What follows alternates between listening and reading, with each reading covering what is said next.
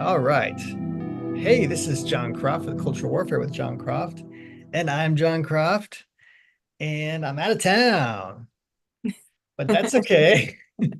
We still have Rebecca here. How are you doing, Rebecca? I'm doing great. And Happy 4th of July. happy 4th of July. Yes, you might hear some fireworks outside at some point. I'm not sure. The 4th of July, it's the night all neighborhood dogs dread.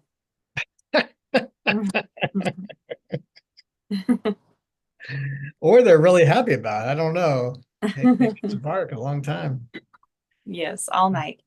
all night. All night long. So did you enjoy our topics over at Media Moses Weekly? I did, yeah. Yeah, you made that George Washington movie sound really good. Sounded exciting. Yeah, Young Washington.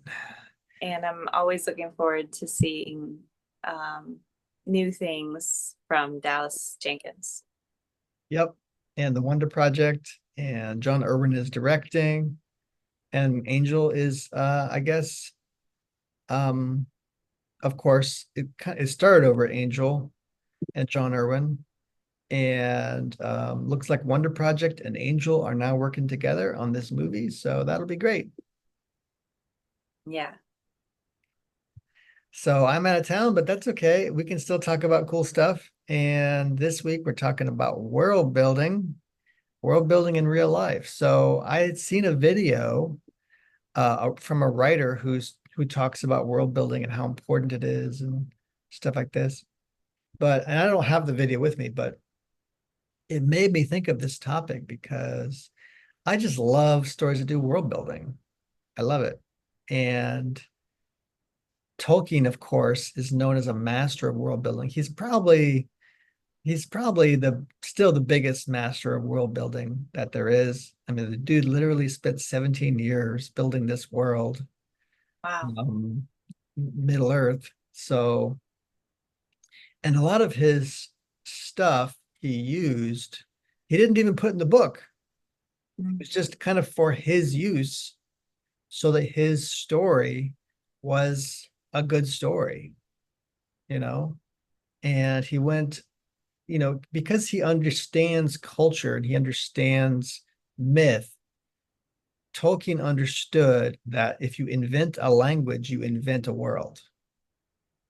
So he understood that from the foundations of culture and the foundations of myth, language plays a major part. So our language is part of our own mythology. Our language is part of our own world building. And as people know language well, and they know the origins of our language and where words come from and why they're spelled the way they're spelled and all these kinds of things, they learn more about where we come from, like in a much more substantial level than just dates and places and people and famous people and things that happen through history. No, you learn the deep roots of this tree, where it comes from. So that's kind of cool that Tolkien understood that. He really did the work to make sure that his world building was deep and solid. And I think that's why it wasn't just Lord of the Rings, right? It was also the Silmarillion and Legendarium, I guess, which I've never read, the Tolkien's additional stuff. And but I'm deeply inspired by his work, and and also just by the genre itself, what they call now spec-fic. So Christian spec-fic to me is the greatest thing ever. So I wanted to talk a little bit about world building because um, people do talk about how sometimes it's the modern fantasy novel is does too much world building, is what a lot of people are saying today. And do you remember that video we watched, honey, about who was that lady? This the lady author who said that modern fantasy is basically Tolkien and a response to Tolkien. Yeah, yeah, she was kind of implying that copied from Tolkien. Yeah, Copied. Yes. mostly from Tolkien. Yeah, I looked at it more as there's a financial interest to, like you say, copy. Of course, that's kind of a simple way to put it, but I would think of it more like kind of following in the footsteps of Tolkien very closely, right? Um, Copy just seems like a ripoff term, like you just rip someone off, and I suppose that that also happened. In fact, what she described was, I think it was Tor publishers who essentially would sell books that seemed like complete ripoffs of Tolkien. And but I think what it really led to is a formula form it really led to a formulaic treatment of fantasy and sci-fi, where if you follow in the formula of Tolkien, you will sell books. And if you don't, then we're not going to publish you, or that's not worth our time, right? And which really actually doesn't mean rejection. What it really means is you're going to have to change your book to emulate Tolkien's themes, or make the hero that, unselfishly gives up his life to save people, like the way Frodo does, um, or getting rid of evil in a similar way, or you know things like this. And then there's also these groups of like loyalists to Tolkien formulas, which obviously has nothing to do with Tolkien. It has to do with the publishers, right? Who want to make money. And then you have the reactionaries to Tolkien, people like George R. R. Martin, right? And many others today who are, you know, reactionaries to Tolkien and claim that Tolkien ruined fantasy and claim that Tolkien is the worst thing ever. And so they're going to be super original by doing everything else that Tolkien didn't do. And of course, that makes them original. No, of course, it's not original. You're just reacting to this other thing, right? And so original would be picking and choosing the things about maybe Tolkien that you are okay with, but not because it's Tolkien. It's just because you like it. And then you're picking and choosing things that you like from other authors too.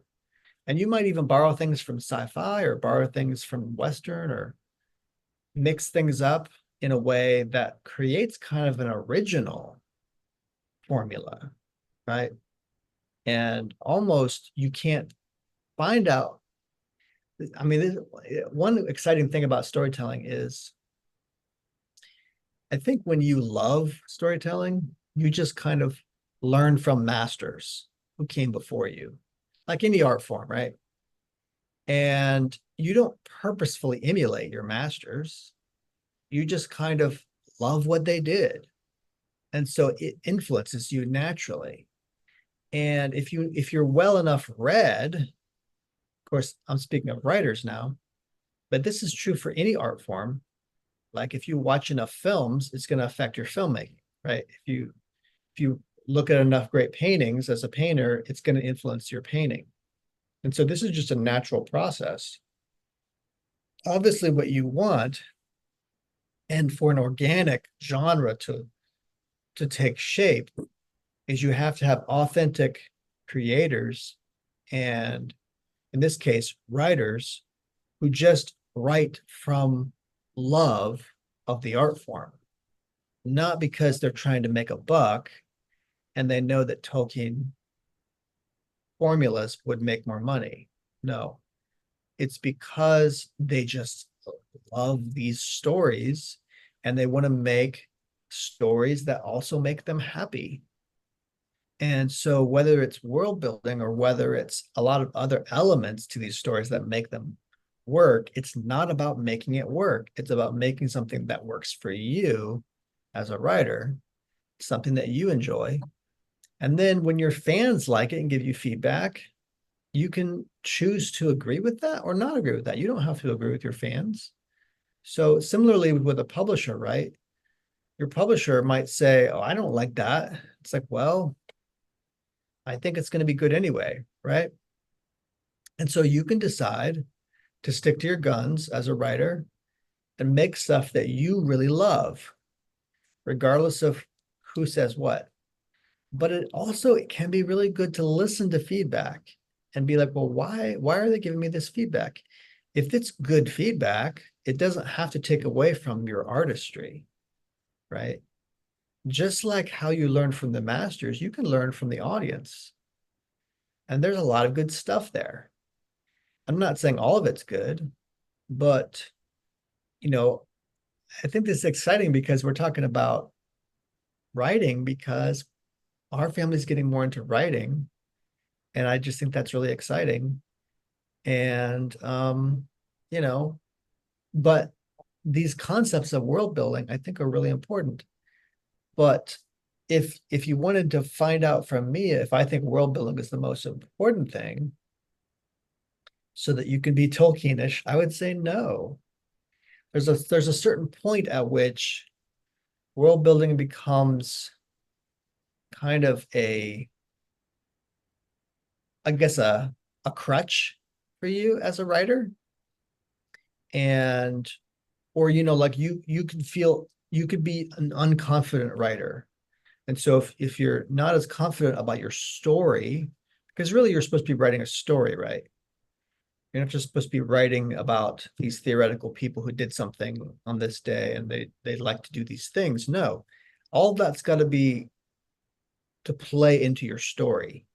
And if it doesn't, it's it's incidental, but it's not necessary, right? It's not an integral part of your story.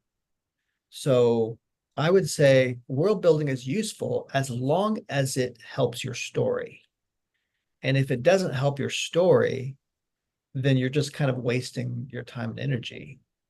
But you'd be surprised at how the depth of world building could help your story, right?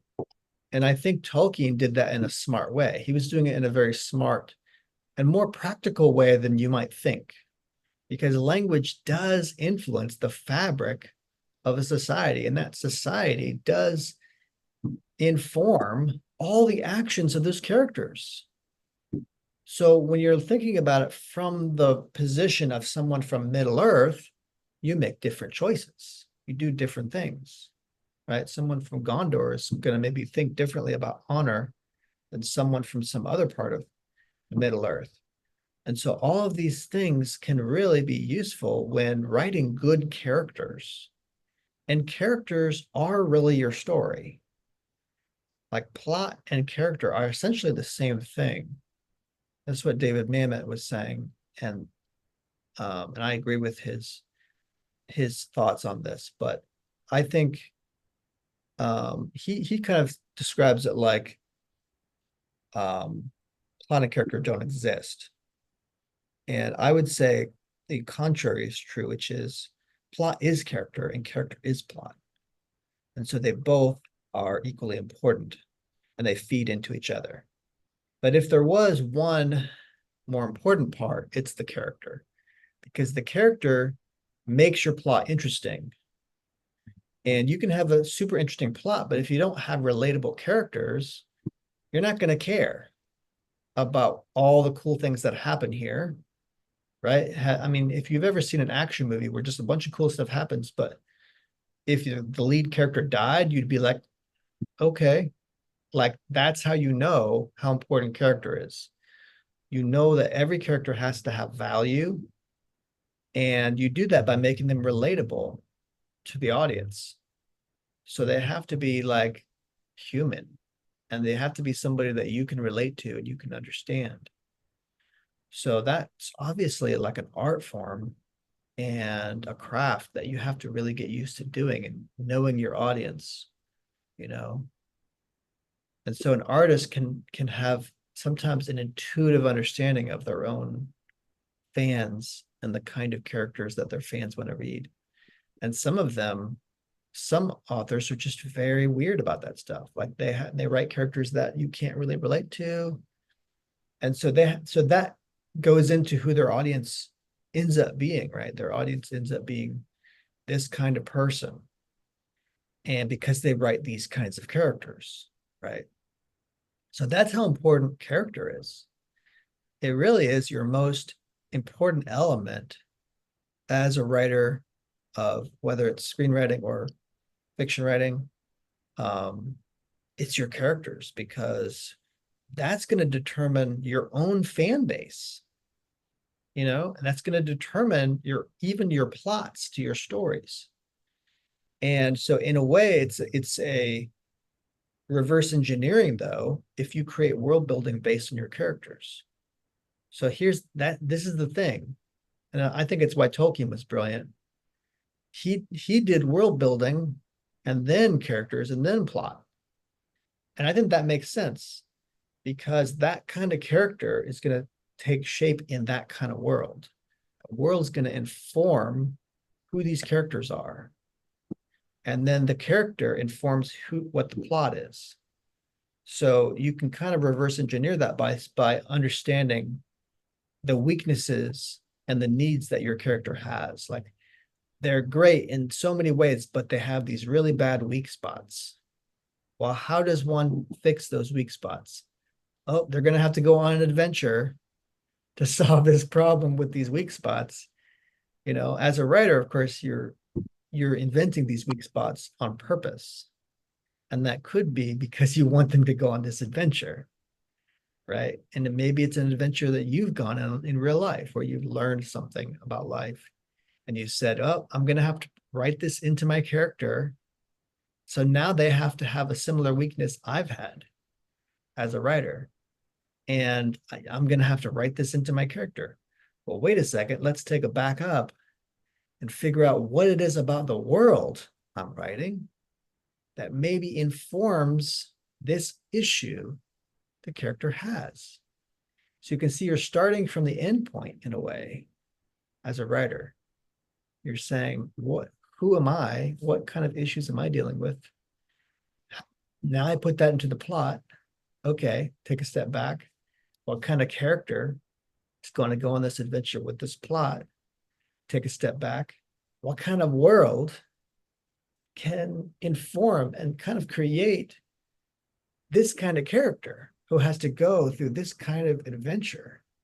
And so it's a really interesting kind of journey you can go on as a writer, you know, and obviously Tolkien inspires all this for me because he's such an amazing writer, but it's something we can all learn from. And I think also to not be too influenced by what's happening in in popular fiction. Like, don't be so concerned about that, about what other people are writing. I love Tolkien. It definitely feels sometimes to me like it's so much world building. And there were times when I was reading him and I was eager to move on, like what comes next? Like I feel that a lot too, yeah. but I love it. Like I love world building for sure. And sometimes I almost like the hint of it, like the hint of Yeah. um where it's not explained, Mm-hmm. but you just something is mentioned or something is described without any real explanation. It's just a normal part of the characters' lives. Yeah. Um, and they don't think that it's unusual. So the author doesn't spend any time uh, explaining it. And I like that because I do too. then it feels even more immersive. Then it feels even Right. more like if I was to go to Japan, I wouldn't necessarily understand everything that was going on around me. I would just accept it as like, okay, this Mhm. is normal. Yeah, you just accept it, exactly. And that feels very lived in and real Yeah. when you don't have to explain everything. And I Yeah. think about an author, you don't want to explain everything at a certain point, and that's probably good because that draws your reader in more to, because sometimes when there's a good writer and they're writing a story and they're like, this happened and that happened, and some name is given, not explained, and it's some weird name, and then it comes up later and it maybe relates to a place or a time or another person in the history of that universe. Now there's a depth of like world building that's starting to form, but it's forming organically. It's not forming because the author told you up front all these things. He just started creating like these loose ends, putting loose ends out there. Later on, they get connected, right? As he explains more, but he doesn't have to explain it like through some kind of exposition or some kind of long diatribe of like describing things. No, it can come organically in the storytelling. So I'm going to just drop these names and drop these hints or locations. And then later on, I'll tie it in, try to tie in these loose ends with more explanation or more names that you get to drop. And then that ties to something else. And then by the end of the story, you've got this whole kind of web of cultural fabric that you have to could just organically accept as the story goes along. I find that those techniques interesting, Yeah, exciting. Yeah.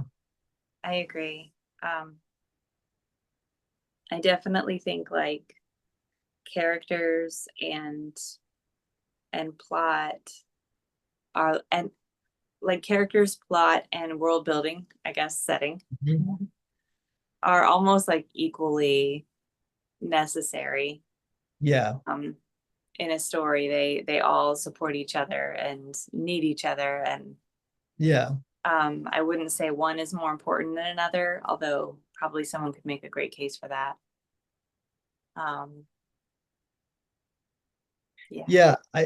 I do think character is the most important, but that's not because I think the others are not important. I think you're right that all three need each other.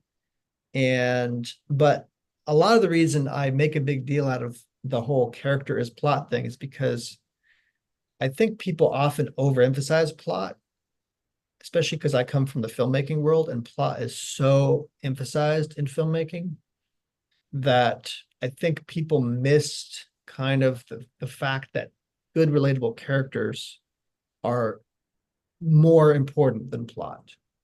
If even just a slightly bit more, it's still more important because you can have one by itself, but you can't have the other without the one. So like you can have an interesting plot, but if you don't have an interesting character, you've really got nothing. But if you have an interesting character and you just organically have that character go through things, it doesn't have to be that like obvious of a plot, but you're still engaged because you kind of care about this person and want to see what they're going to go through. Certainly you can see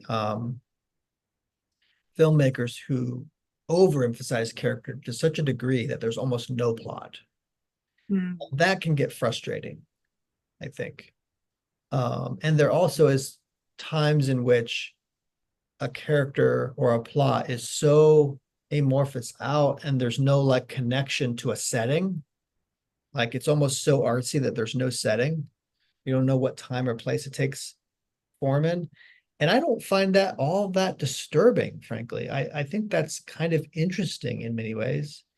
If I didn't know what time and place a story took place in, that actually might even make it more interesting because I'd be like, wow, this artist took the challenge of making this timeless tale that you can't even place in history. And it's becomes sometimes even more relatable or more interesting for that. So I do think that setting, and that includes location and time and all that stuff, is sometimes down here.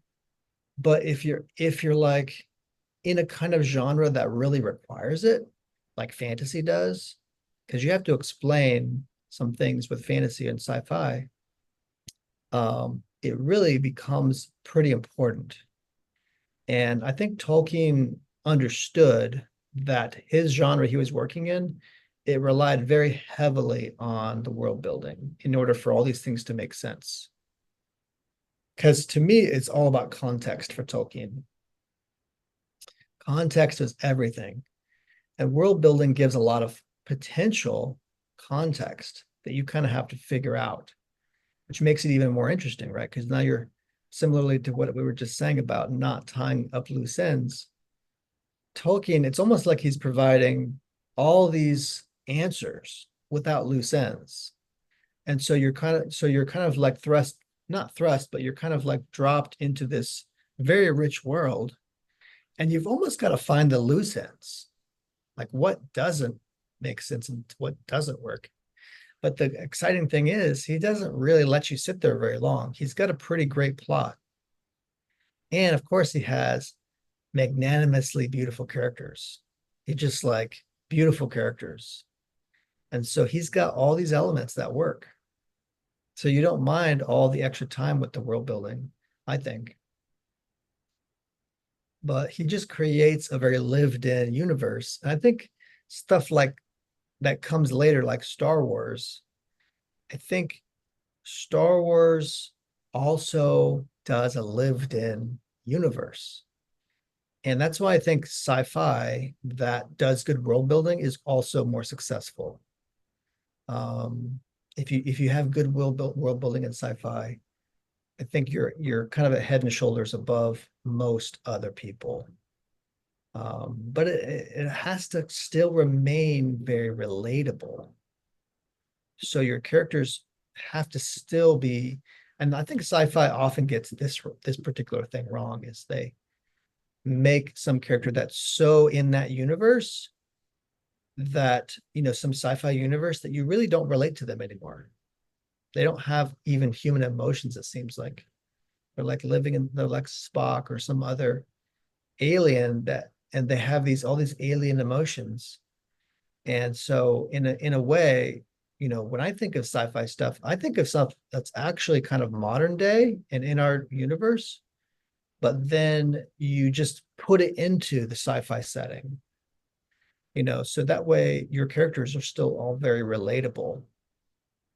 And sure, you have to kind of isolate it so that the setting doesn't take away from the reality of it. And the fact that these characters are very much similar to modern characters. But I think that's a very achievable goal, you know. In a way, humans don't change that much. And that's not a bad lesson to give in a sci-fi. Um, like Alien, right? It's like we still are afraid of what bumps in the night, even in the world of aliens and aliens. So we haven't changed all that much when you think about it. So I think that's very interesting. The relatability of humankind in these stories. Whether it's westerns or romance or almost any genre, you have to have relatable characters. Yeah. You know, Yeah. Relatable characters and immersive settings. Sounds like a good book. of course, the title, right, is world building in real life. So what am I saying here? This is you could say part two of this discussion.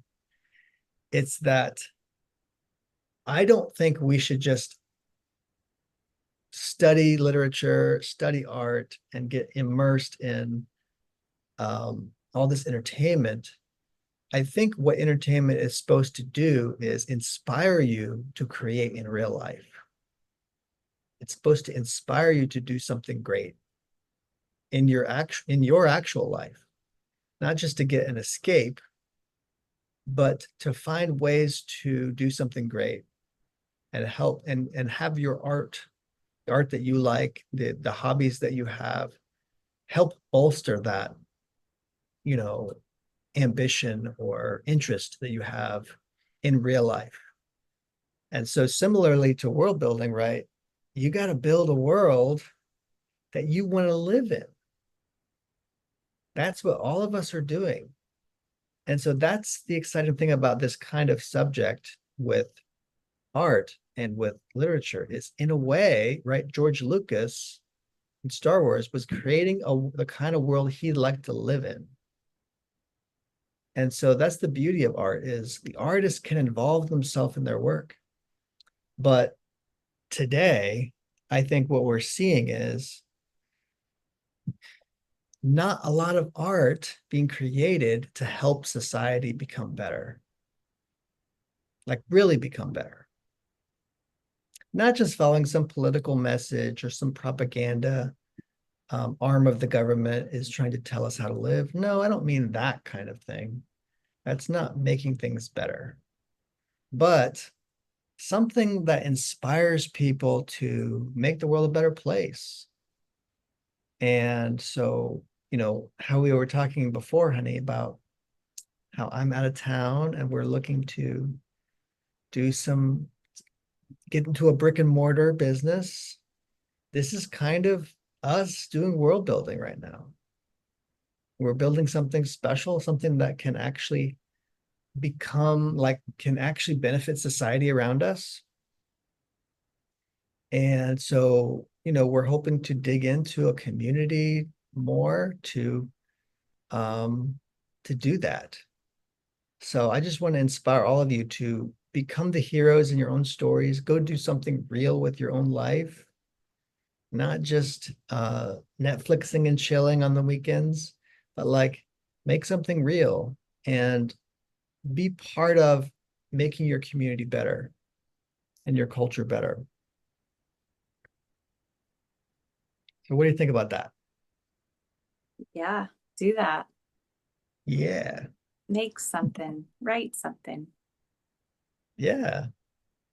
So I'm also going to be going to the Realm Makers Expo, which is for authors, publishers of Christian spec-fic. And I'm hoping to interview some people for Media Moses there. And we'll see if I get to get some interviews. But, you know, um, I hope to be there to learn some stuff and learn about the industry, at least, in the least.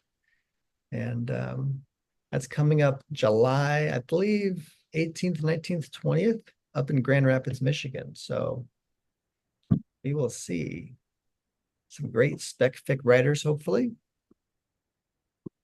Which, if you're not aware, spec-fic is basically sci-fi, fantasy, horror, supernatural realism, like interesting stuff, you know?